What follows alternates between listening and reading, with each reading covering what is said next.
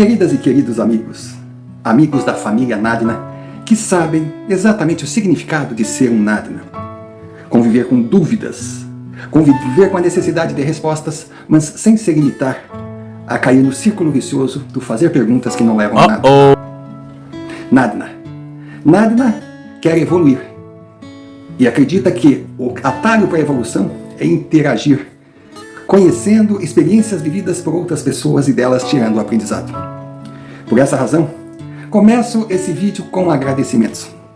Primeiro a você, Nadna, que está aqui com a gente, que gosta do conteúdo, que se inscreveu, que deixou seu like, que compartilha, que clicou o sino de notificações para receber mais vídeos por nós produzidos. Quero agradecer também a você, querido inscrito, que manda suas experiências vividas via e-mail que está aqui embaixo. Você é o oxigênio que faz a roda do canal girar. Agradecer imensamente àqueles que entendem a situação de ser o nosso canal ainda desmonetizado por não ter alcançado as metas impostas pela plataforma Canais Recém-Criados e tem nos enviado Pix. Pequenos valores, mas para nós muito importantes para seguirmos na nossa jornada. Também gostaria de pedir a você que está aqui, que já se sente um Nadna, ou que agora aos poucos está se identificando, que gosta dos nossos vídeos, dos nossos relatos e ainda não está inscrito, inscreva-se. É muito importante para nós. Assim o YouTube irá entender que o Terror Nadna tem um conteúdo interessante que atrai mais pessoas. Isso vai facilitar que a gente chegue aonde quer chegar. E o relato de hoje? O relato de hoje, ele fala de algo que fez, sempre fará parte da vida de cada um de nós. O amor. O amor é um sentimento impossível de ser definido, por essa razão é eterno. Amor é uma bênção. Amor traz sentido à vida. Ao mesmo tempo pode ser uma armadilha, um karma. Então eu peço que assista esse relato até o final, preste atenção nos detalhes e tire suas conclusões.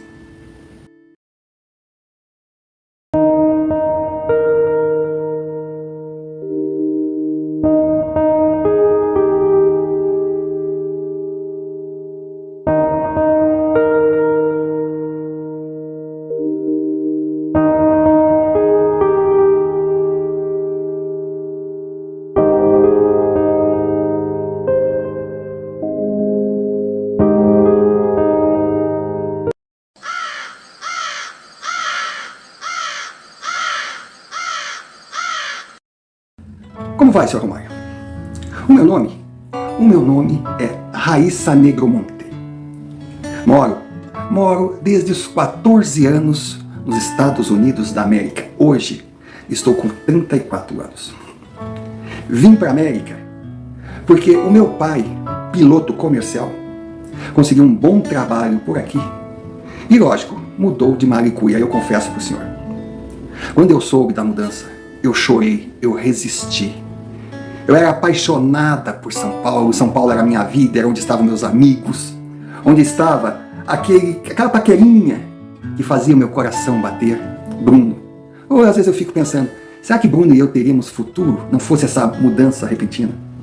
Eu chorei muito, eu implorei a meus pais para que deixassem eu morando no Brasil na casa da minha avó. A minha avó até queria, mas eles foram irredutíveis. E, sendo a parte frágil, eu tive que me resignar, saí de São Paulo para morar em Nova Jersey. A fase de adaptação foi terrível. Eu chorei, eu sofri muito. Eu cheguei a emagrecer de saudade. Na escola, senti diferença. Eu era um peixinho fora d'água. Algumas meninas riam de mim, me deixavam de lado. Riam da minha forma de falar ou não falar, porque eu estava começando a me familiarizar com o inglês. Riam da minha forma de ser, de vestir. Já outras meninas se aproximaram de mim. Foram um alento, elas me ajudaram muito, mas eu percebia que os meninos me olhavam de uma forma bem interessante. 2 anos se passaram e hoje eu não tenho vergonha de dizer. Sinto saudades da minha infância em São Paulo.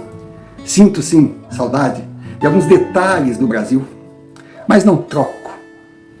Olha, não troco mesmo o país onde hoje eu estou e me adotou para voltar à minha terra natal.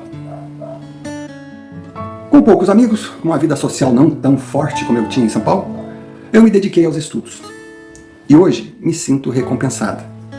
Sou secretária executiva de um grande conglomerado e, por uma vitória profissional, eu sou a secretária do diretor-presidente, mas que também é o meu grande karma pessoal.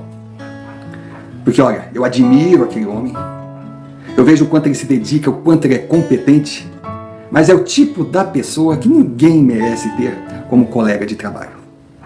Pensa num cara mal-humorado, pensa num cara mal-educado, pensa num sujeito exigente, incapaz de dar bom dia ou dizer muito obrigado. Pensou numa criatura assim? Pois bem, ele é muito pior. Um homem ali dos seus 50 e muitos anos, que passou a vida enforcado numa gravata, que na verdade não teve vida. Se dedicou exclusivamente ao trabalho. Ele ficava naquela empresa 15, 18 horas por dia. E a escravinha aqui tinha que ficar do lado.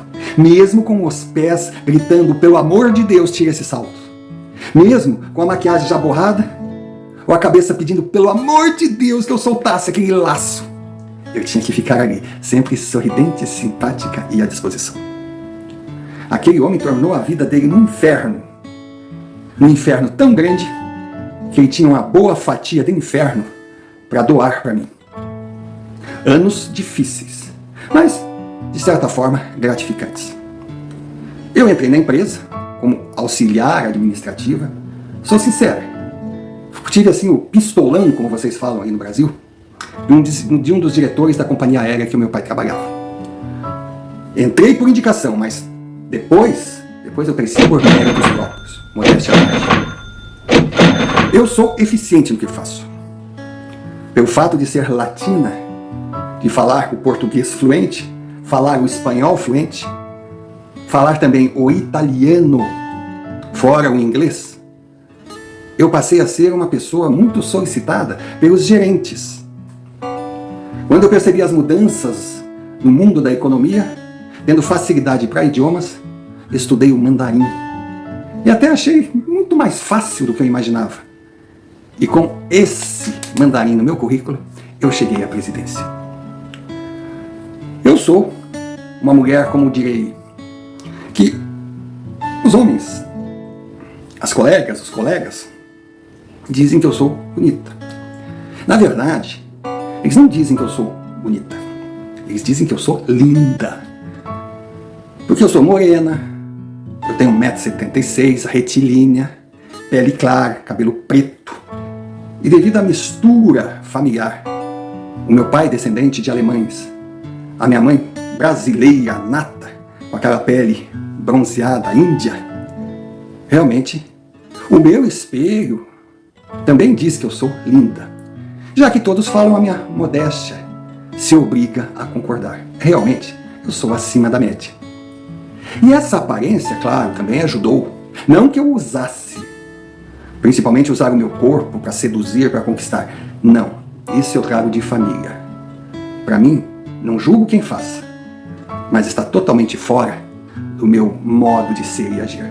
Claro que sempre fui e continuo sendo muito assediada. No trabalho, na rua, na academia. Durante muito tempo até, eu estranhei que o único homem que não me olhava atravessado, com aquela segunda intenção, era o meu chefe, o diretor Deus Todo-Poderoso. Isso era um ponto positivo. Se bem que eu pensava, poxa, esse cara trabalha tanto que só tem olhos para o trabalho. Mas eu via um cavalheiro atrás daquele poço de grosseria, se bem que essa imagem que eu tinha, ela meio que se dissolveu o dia que eu conheci o Alejandro, um mexicano, lindo de morrer, e nós começamos assim a flertar, não chegou a ser um namoro. E um dia no estacionamento da empresa, já na hora de ir embora, o Alejandro estava me esperando, eu apresentei ao meu chefe, que casualmente estava ali. Nossa, foi a primeira vez que eu vi aquele homem derreter. Ele ficou todo alucinado para o lado do Alejandro. E ele digo mais, depois daquele encontro casual, ele até ficou mais suave comigo, mais delicado, me dava mais atenção, conversava. Talvez ele quisesse me usar de ponte para chegar no Alejandro. Mas logo o mexicano mostrou para ele que gostava de navegar em outros mares.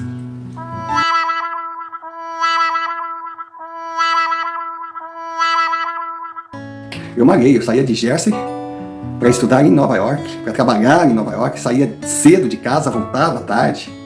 Era trabalho, era faculdade, eram cursos, era academia, uma vida muito agitada. Por isso que eu nunca firmei em relacionamento nenhum. Eu gostava do que fazia, mas tinha medo de me transformar no meu chefe. Um homem sem vida pessoal, ou pelo menos sem família. Tive alguns namorados fora o Alejandro, mas eu olhava para eles, poxa, uns carinhas legais. Só que não mereciam o triste destino de ter alguém igual a mim, independente, mandona, que vive pro trabalho, esperando ter algo em troca. Então eu era uma mulher cercada de convites, de galanteios, e ao mesmo tempo sozinha. Quando eu tive 19 anos, quando eu fiz 19 anos, a minha vida deu uma guinada que eu não esperava. O meu pai simplesmente pediu divórcio para minha mãe. Nossa, para mim foi horrível. Eu tinha aquele homem assim. Tenho ainda. Esse homem é um Deus, esse homem é um exemplo, esse homem sempre foi meu ídolo. E a minha mãe, nossa, é maravilhosa, aquela parceira. Sempre junto com ele, cuidando da casa, trabalhando, cuidando de mim, cuidando do meu irmão. Na época eu fiquei revoltada com meu pai quando eu soube. Ele tinha se apaixonado por uma aeromoça, a Laura. A aeromoça essa, que quando eu conheci, aos poucos eu entendi. Realmente meu pai não era um monstro, não era um safado, não era um delinquente. Só que a Laura, que esse pessoal chamava de Lauren, era uma menina cativante, uma mulher cativante, muito bonita. Era uma mulher inteligente e que falava a língua do meu pai. Então ele se apaixonou loucamente por ela. Ele sofria em ter que abandonar a família, mas o amor tem dessas, pelo menos dizem. Eu não sei na prática porque ainda não fui picada por esse bichinho. Depois da separação, a minha mãe resolveu voltar para o Brasil, pois ela estava em Jersey por causa do meu pai. Diferente de mim, ela nunca conseguiu desligar das raízes. O meu irmão, nossa, o Felipe vibrou. Só em poder ir assistir os jogos do Palmeiras, porque ele saiu do Brasil palmeirense, ele continuou sendo palmeirense nos Estados Unidos. Ele até tentou outros esportes americanos, tipo beisebol, hóquei, não tinha corpo para futebol local. Mas ele gostava mesmo, era do que aqui eles chamam de soccer. Ele gostava era do futebol, ele gostava do Palmeiras. Mas eu não queria voltar. Eu sentia que a minha vida podia não ser no local que eu estava, mas com certeza não seria retornando às minhas origens. Meu pai, minha mãe, depois de toda a dor, depois daquele primeiro impacto, eles conversaram, se uniram e me ajudaram. Então venderam a casa em Jersey. Os dois pegaram um pouco de dinheiro, que deu uma boa quantia, e compraram um apartamento para mim em Manhattan, a 4 quadras do Central Park. O meu quarto e sala, o meu castelo. Facilitou muito a minha vida, pois eu tinha um imóvel, eu tinha um patrimônio, eu era uma estrangeira residente trabalhando no país, e com o apartamento que valia na época $1 milhão e 200 mil dólares mais ou menos, eu não teria dificuldade de tirar o meu green card. E mesmo assim a empresa já estava trabalhando de todas as formas, não só para eu tirar o green card, eles queriam que eu me naturalizasse norte-americano, e a força que eles tinham fatalmente aconteceria mais cedo ou mais tarde. Mas, como residente, com green card, naturalizada, pelo menos eu estava legalmente no país, tinha todos os direitos dos cidadãos americanos, tinha a minha casa e podia tocar a minha vida de uma forma sossegada. A sede da empresa onde trabalho, claro que eu não vou citar nomes, não quero entrar em detalhes, ela é monstruosa, O prédio magnífico, muito bem localizado em Manhattan, sendo que os últimos andares é da companhia, ou são da companhia, desculpa se o meu português não está muito legal.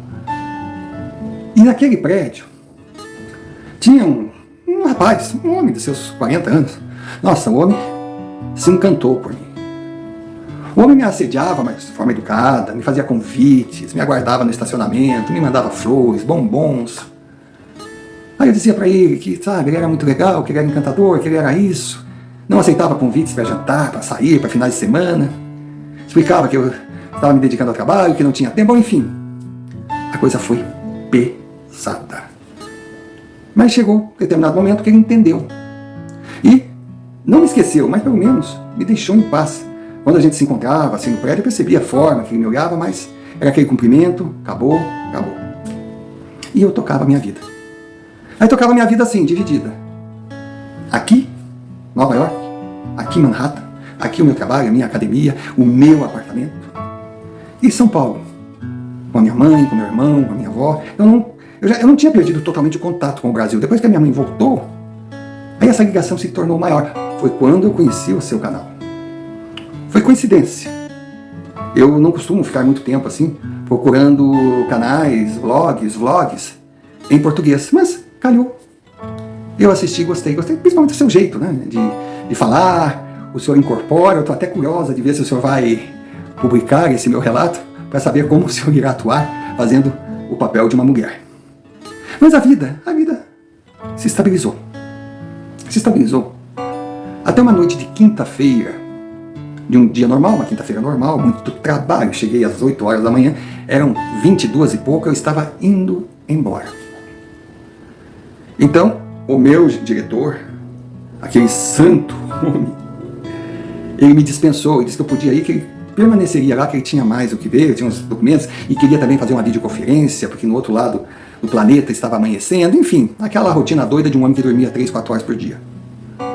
Aí eu vim embora, eu estava cansada, já estava, sabe, com dor de cabeça, louca para tomar um banho, me livrar daquela fantasia de secretária executiva. Aí quando eu entrei no elevador, pasme, no último andar de um edifício com mais de 20 andares.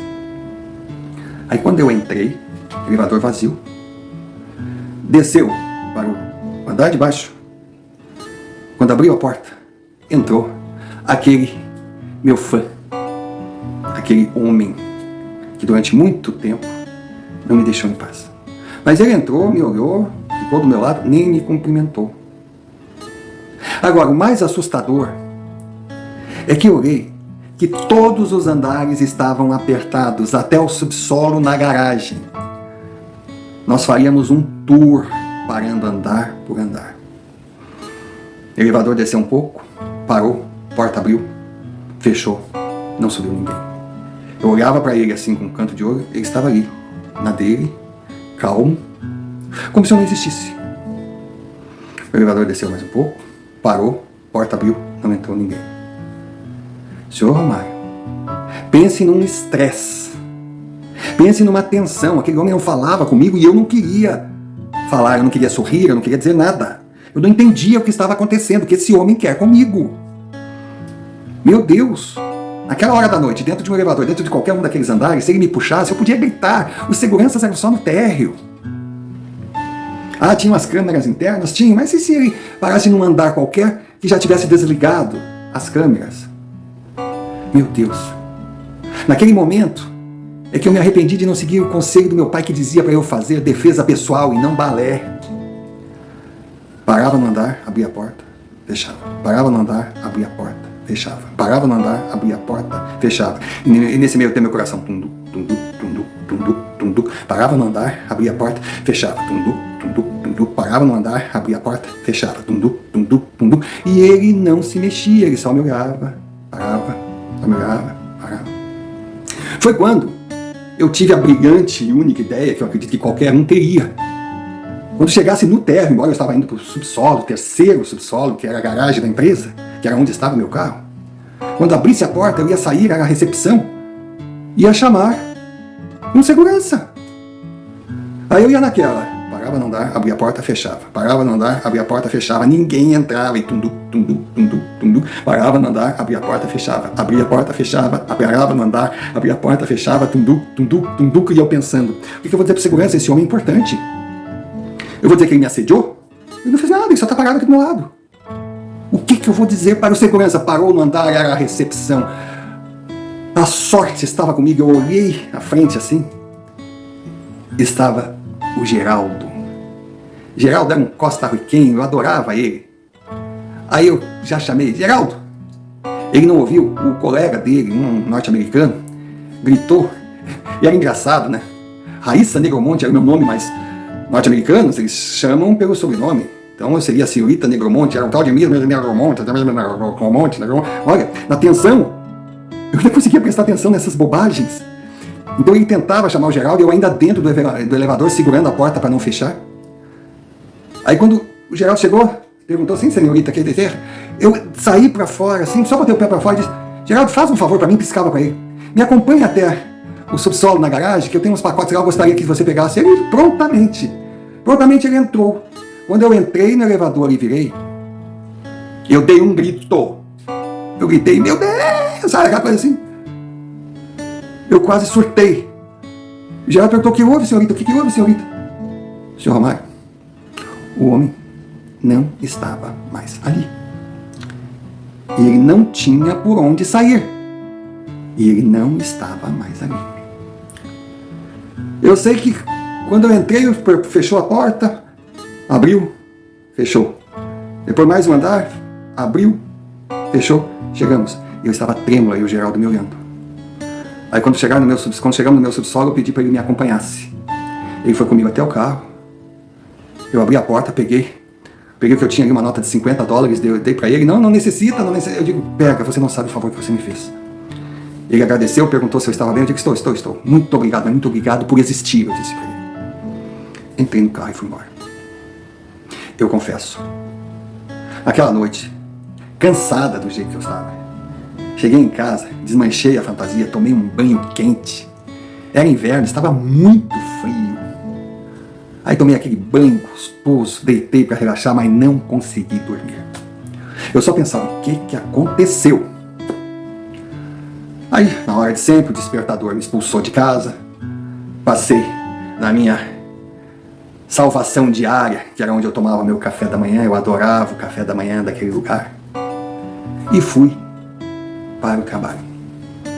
Quando cheguei, estava ajeitando minhas coisas, conversa com um, conversa com outro, distribuo tarefas.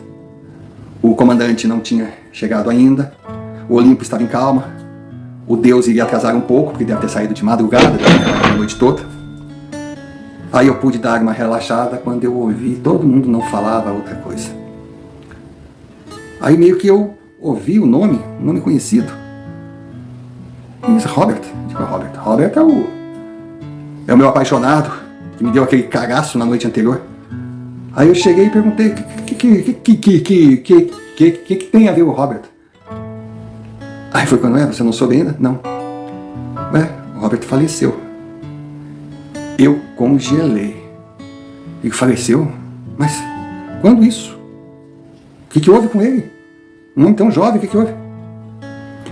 Aí foi que ninguém sabia dizer exatamente. Ele foi encontrado morto dentro do seu apartamento. E os vizinhos estranharam que ele tinha também uma rotina, ele não era visto.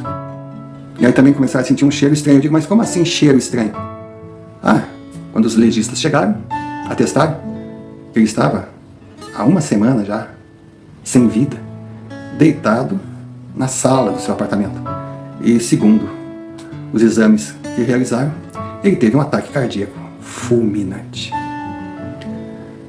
Senhor Romário, 7 dias significa que Robert já havia partido desse mundo bem antes daquele city tour que fez comigo de elevador. Mas o senhor pode acreditar, pode não acreditar, quem escutar esse relato também pode duvidar. Eu sei o que foi o drama. Tu desce o andar, abre a porta, fecha a porta, desce o andar, abre a porta, fecha a porta, tunduc, e aquele homem do meu lado. E exatamente eu não sei dizer o que ele estava fazendo do meu lado. Pensei em várias opções. Que ele tinha ido ali se despedir de mim, devido a essa fascinação que tinha por mim, ou que ele não sabia ainda que não pertencia mais a essa terra. Agora, eu só pedi a Deus, e graças a Deus eu fui ouvida, que se ele não soubesse, que por favor, ele não pegasse mais o elevador comigo, principalmente tarde da noite, com todas as portas abrindo e fechando em todos os andares.